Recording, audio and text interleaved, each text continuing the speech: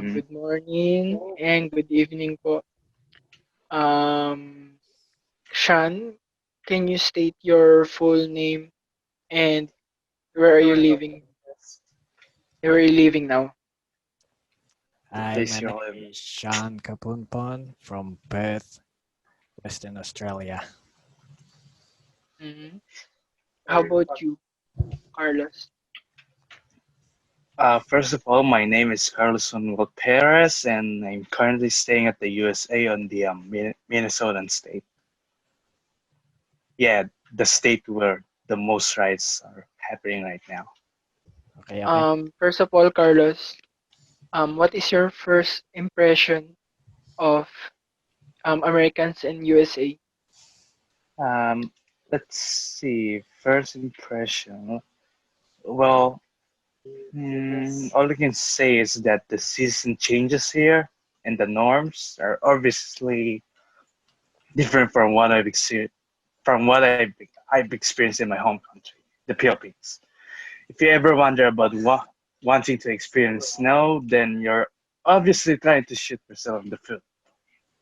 Do you want to know why? Well, it's because of the Why? harsh weather climates that usually happen here in the States. Well, especially where it is almost guaranteed to cause inconveniences on a daily basis. On on that peculiar season, of course. Also, flu is very common here. That's why winter is your worst nightmare here. Not gonna lie, it's freezing hell in here. How about you, Sean? What is your first impression of the Australians and as a whole Australia? My first impression. Well, coming into Australia, I was very excited because, like, moving into another country was fun stuff. Also, the Australians, they are very kind. They're like very tall people as well. Uh, yeah, Um, that's it. yeah, I think Can that's you all I can describe think. can you describe your first few days in Australia? What were you feeling? My first few days in Australia. My first few days, when we came here, it was like very cold. It was freezing as hell, and also, uh, I was looking around and I saw a lot. I saw a lot of like different race. There's like a lot of white people, um, native Aboriginals, the native people, also the Asians. So it's Yeah, also diverse. yeah, they're pretty. Australia's Um, pretty diverse. what did you say? Native what? Native Aboriginals. What They're is that? like they're like the black people. Mm, They are that yeah, so they are like the first people in Australia. have you had any interactions with them? With the black people, Mm. yeah, I have some few good mates. They're very kind to me. Carlos, can you in America, can you give me some nonverbal cues, manners, or cultures that you don't usually see in the Philippines? Well, not sure about nonverbal cues, but I did get some insight of how kids are usually raised here and how they usually end up when they grow up. You see, Americans are usually seen as the highest tier of citizens or like form of civilization around the world, like the powerhouse. They usually act independently, of course, and I can already see kids below my age that are currently seeking opportunities. The age of 16 is the minimum eligibility for teens, of course. I kind of envy them as they try to, shoulder responsibility at a young age. Or they're just trying to get by through earning quick cash just to buy stuff on their own. The culture here is somewhat mixed because of the huge diversity of races that are migrating here, but in my own opinion, it's starting to look like a utopia for all. like utopia for all human beings, or something like that. All I know coming from a modern native culture are on the teen pace, usually around college here in the States. Kids usually look down upon virgins due it's because due to their inability to normally interact with the girls of their age. Well, I'll never press into that matter because it's insensitive. Also, the majority revolves around internet memes nowadays. That's basically the culture here right now. Right now, How about in Australia? Is there any nonverbal cues, manners, or cultures that you don't usually see in the Philippines? Mm, I don't normally see non. I don't really notice non-verbal cues.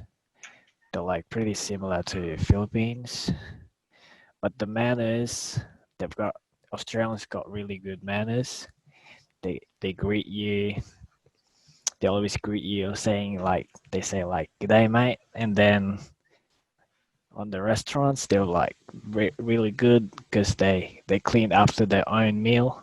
You don't usually see that in the Philippines. Yeah, and they're really good at sport. They love their sport. They're what? Also, They're what?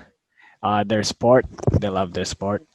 Yeah, like they've got their own league, like AFL, Australian Footy League. Yep, and Australians Mm, are pretty independent because they start like they start looking for a job at the age of 16. Yeah, they're pretty young. mm. Speaking of Australians, do you still remember the first guy that you've talked to? The first Australian guy you've talked to? Yes, I actually do. He was like he was my first mate in grade 8. Yep. Did you He was have difficulty talking talking to him? mm, yes, because he's got a pretty unique accent. Like it, it was very hard to understand. He was using some Australian slangs, and I had to like ask him what that means in proper English. Yeah. How about you, Carlos? Do you still remember the first American guy you've talked to? well, yeah. I mean, if you're talking about Americans with the same age as me, well, currently 19, then it's kind of impossible for me to answer that due to the fact that I underwent for a reevaluation and was referred to an immigrant school. Basically, all I've interacted with were also immigrants, and only the school staff, and some adults. Not sure if some of them were Americans, but I'm pretty sure I spotted a one or two due to their fluent English skills. All in all, I didn't encounter any kind of difficulty because I was an internet guy back in my home country. So basically, I grew my English skills there through interaction through interactions with the foreigners. All I've talked to all I've talked to are usually fluent in English as well. How did you adapt with the cultural and language differences you've encountered while staying in the USA? Am I gonna? Is it me or Sean You. first? You Mm. first. So, well, I'm gonna repeat that I was an internet guy, so I basically grew my English skills there. Even though I've encountered other immigrants who weren't fluent in English, I always tried my best to understand them on their level, of course. That's it. Um, that's it. How about you, Sean? How did you adapt with the cultural and language differences? It was basically simple. I learned.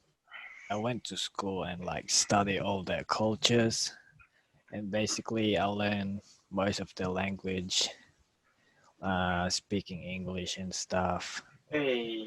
and as long as you're staying in school, you basically learn so much stuff. It would be way more easier to understand. Living here for 5 years, basically easy. Yeah. How about your experiences? Can you give me a scenario? Can you give me a scenario that you had a problem communicating, such as misinterpretations?